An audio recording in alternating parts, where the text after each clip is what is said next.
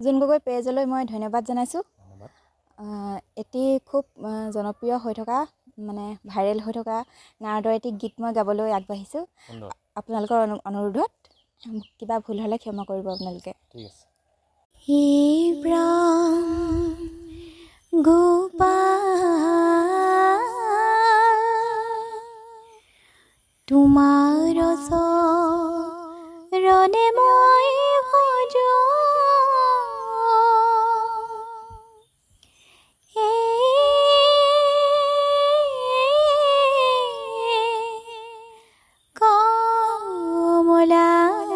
কমলাপতি সৈতে সৈতে পখিলো হৰণ সৈতে সৈতে পখিলো হৰণ